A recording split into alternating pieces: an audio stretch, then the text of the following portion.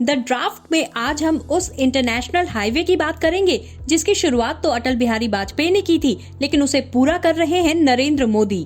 ये वो international highway है जो सिर्फ 2 नहीं बल्कि 3 देशों से होकर गुजर रहा है और भविष्य में 4 और देश इस इंटरनेशनल हाईवे से जुड़ जाएंगे। ये ऐसा इंटरनेशनल हाईवे साबित होने वाला है जिससे दुनिया के 10 देशों में चीन का कारोबार आधा रह जाएगा और भारत का व्यापार 2 गुना हो जाएगा। द ड्राफ्ट में आज हम 1400 किलोमीटर के Bharat Myanmar Thailand international highway की बात करने वाले हैं, जिसकी नींव 21 वर्ष पहले 2002 में अटल बिहारी वाजपेयी की सरकार में पड़ी थी। अब नरेंद्र मोदी की सरकार में वो हाईवे पूरा होने वाला है। अटल बिहारी वाजपेयी के जन्मदिन पर हमने ये स्पेशल एपिसोड तैयार किया है, जिससे आपको ये पता चल पाएगा कि इंफ्रास्ट्रक्चर के मामले में अटल बिहारी वाजपेयी कितने विजनरी थे। द ड्राफ्ट में हम आपको देश में विकास के नए कामों के बारे में बताते हैं। हमारी कोशिश होती है कि देश में जो भी काम हो रहा है उसकी डीप डिटेल आपको बताई जाए। इसलिए अगर आपको हमारी रिपोर्ट अच्छी लगती है तो हमारे चैनल को सब्सक्राइब करें और दोस्तों को भी ऐसा करने के लिए कहें। अब बात करते हैं उस प्रोजेक्ट की जो अटल बिहारी वाजपेयी के दिल के बेहद करीब थी, लेकिन सरकार चली जाने के कारण उसे पूरा होते हुए वे नहीं देख पाए। आपने स्टेट हाईवे के बारे में सुना होगा, नेशनल हाईवे के बारे में भी सुना होगा, लेकिन क्या कभी आपने इंटरनेशनल हाईवे के बारे में सुना है? कम ही लोगों ने सुना होगा, इसलिए आज द ड्राफ्ट में इंटरनेशनल हाईवे की बात करेंगे। सबसे पहले ये समझ लीजिए कि एक देश से दूसरे देश में प्रवेश करने वाले हाईवे को इंटरनेशनल हाईवे कहते हैं। ये तब बन पाता है जब 2 देश इसके लिए राजी हों। सोचिए कि आप कोलकाता में गाड़ी से एक हाईवे पर प्रवेश करें और उसी हाईवे से बिना किसी सड़क को बदले आप म्यांमार होते हुए थाईलैंड पहुंच जाएं। 100-200 नहीं, 1400 किलोमीटर की यात्रा एक ही सड़क पर हो जाए। ये बात सुनने में बहुत अच्छी लग रही है, लेकिन है बहुत मुश्किल। और इस मुश्किल काम को पूरा करने का सपना देखा था अटल बिहारी वाजपेयी ने। भारत से थाईलैंड के बीच म्यांमार होते हुए एक सड़क बनाई जा रही है। इसे IMT हाईवे का नाम दिया गया है। इंडिया, म्यांमार और थाईलैंड 3 देशों को जोड़ने वाला ये हाईवे कोलकाता से शुरू होकर सिलीगुड़ी तक जाता है और फिर कूच बिहार होते हुए असम में प्रवेश करता है। असम से होते हुए दीमापुर और नागालैंड के बाद मणिपुर के इम्फाल से ये सड़क विदेश यानी म्यांमार में प्रवेश कर जाएगी। म्यांमार में बागो और यंगून होते हुए यह हाईवे थाईलैंड में प्रवेश कर जाएगा। इस इंटरनेशनल हाईवे की कुल लंबाई करीब 1400 किलोमीटर है और 70% काम पूरा हो चुका है। थाईलैंड में IMT इंटरनेशनल हाईवे का 99% काम पूरा हो चुका है। आने वाले कुछ महीनों में भारत में भी इसका काम पूरा हो जाएगा। मणिपुर में हिंसा के कारण इसका काम थोड़ा रुक गया था। भारत सरकार इस इंटरनेशनल हाईवे के निर्माण के लिए सहयोगी देशों को करीब 8300 करोड़ रुपए कर्ज दे रही है। इस हाईवे के बन जाने से इसमें शामिल सभी देशों को मिलाकर हर वर्ष 70 बिलियन अमेरिकी डॉलर का फायदा होगा, जबकि 2 करोड़ लोगों को इस हाईवे से डायरेक्ट या इनडायरेक्ट रोजगार मिलेगा। साल 2020 में बांग्लादेश ने इसे ढाका से कनेक्ट करने का प्रस्ताव दिया। आने वाले दिनों में लाओस, कंबोडिया और वियतनाम को भी इस हाईवे से जोड़ने का प्लान है। अब समझिए कि इस इंटरनेशनल हाईवे के बनने के बाद क्या फायदा होगा। अगले 1 दशक में भारत की GDP मौजूदा 3.4 ट्रिलियन अमेरिकी डॉलर से दोगुनी ज्यादा 8.5 ट्रिलियन डॉलर हो जाएगी, जो इसे दुनिया की तीसरी सबसे बड़ी अर्थव्यवस्था बना देगी। इस अवधि के दौरान भारत की दुनिया की कुल GDP में 5वीं या 20% हिस्सेदारी होगी और भारत हर साल अपने GDP में 400 बिलियन डॉलर जोड़ेगा और आगे चलकर भारत अमेरिका और चीन से भी आगे निकल सकता है। इस टारगेट को पूरा करने के लिए भारत अपने पूरब में स्थित देशों और उससे आगे अफ्रीकी देशों से व्यापार बढ़ाना चाहता है, जिसमें ये इंटरनेशनल हाईवे गेम चेंजर साबित हो सकता है।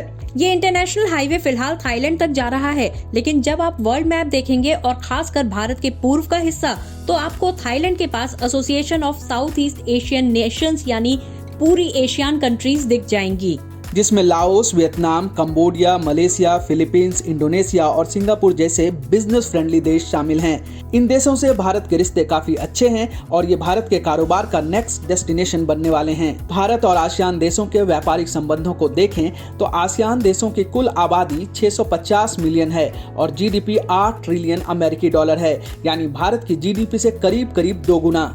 2022 के अंत में भारत और आसियान क्षेत्र के बीच कमोडिटी व्यापार 98.39 बिलियन अमेरिकी डॉलर तक पहुंच गया था। 2025 तक भारत ने आसियान देशों के साथ मुक्त व्यापार संधि को लागू करने का लक्ष्य रखा है। अगर 2025 तक ये लागू हो जाता है और Bharat Myanmar Thailand international highway बन जाता है तो भारत का सामान काफी तेजी से इन देशों में पहुंच पाएगा।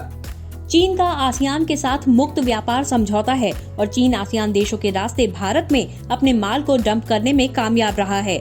वर्ष 2022-23 में भारत ने आसियान को 44 अरब डॉलर का निर्यात किया, जबकि भारत ने आसियान से 87.57 अरब डॉलर का आयात किया, यानी भारत को भारी व्यापार घाटा हुआ। फिलहाल इन देशों में निर्यात के मामले में चीन पहले नंबर पर है, पर एक सड़क के जरिए भारत चीन को पीछे छोड़ सकता है। इस इंटरनेशनल हाईवे के बन जाने से भारत के मैन्युफैक्चरिंग सेक्टर को नया मार्केट मिलेगा। भारत के पूर्व में स्थित 10 देशों में भारत सामान जल्दी से जल्दी पहुंचा पाएगा।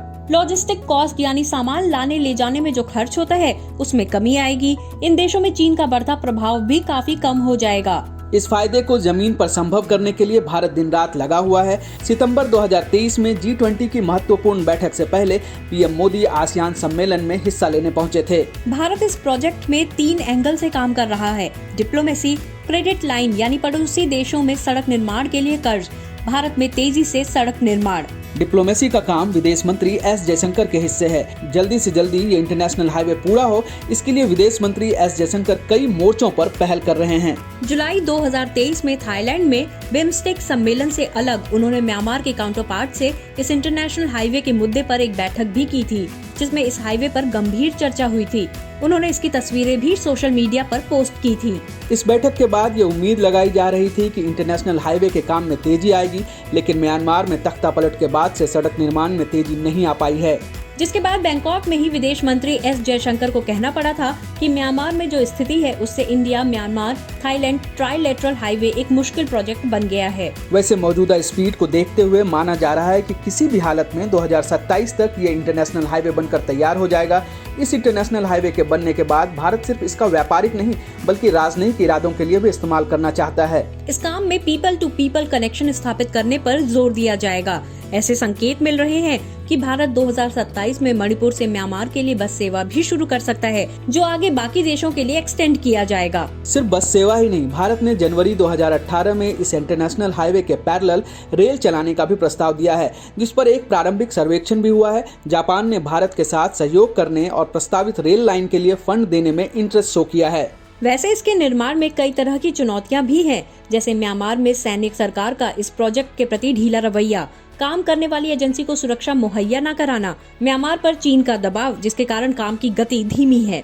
वैसे इन सब के बाद भी काम चल रहा है और कोशिश है कि जल्दी से जल्दी इसे पूरा किया जाए। अब इस इंटरनेशनल हाईवे के इतिहास पर आते हैं। दरअसल जो काम नरेंद्र मोदी सरकार आज कर रही है, इसकी नींव अटल बिहारी वाजपेयी ने डाली थी। पूर्व प्रधानमंत्री अटल बिहारी वाजपेयी ने ही सबसे पहले इस इंटरनेशनल हाईवे का प्रपोजल दिया था, जिसे 2002 में भारत, म्यांमार और थाईलैंड के बीच मंत्री स्तरीय बैठक में मंजूरी दी गई थी। 2002 में इस प्रोजेक्ट को मंजूरी मिलने के बाद इसके डिटेल प्रोजेक्ट पर काम शुरू हुआ।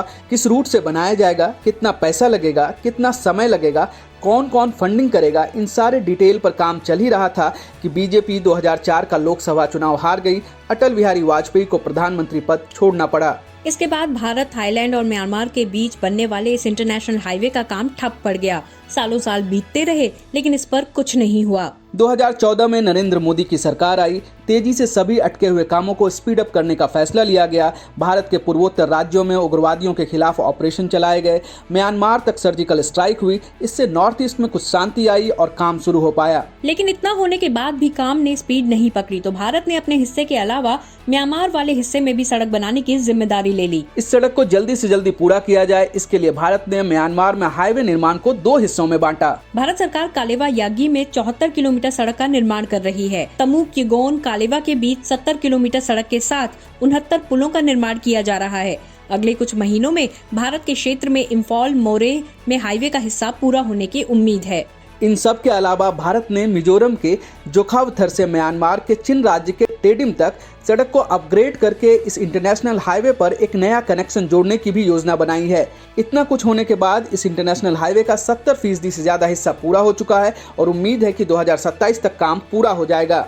और जब 2027 में ये इंटरनेशनल हाईवे पूरा होगा तो इसकी प्लानिंग के 25 वर्ष पूरे हो चुके होंगे। लेकिन 25 वर्ष बाद ही सही, अटल बिहारी वाजपेयी का ये सपना पूरा तो होगा। द ड्राफ्ट का ये एपिसोड आपको कैसा लगा हमें बताइए। आप किस मुद्दे पर वीडियो देखना चाहते हैं कमेंट कीजिए। अगर आपको हमारा कंटेंट अच्छा लगता है तो हमारे चैनल को सब्सक्राइब कीजिए। दोस्तों से भी सब्सक्राइब करने के लिए कहिए।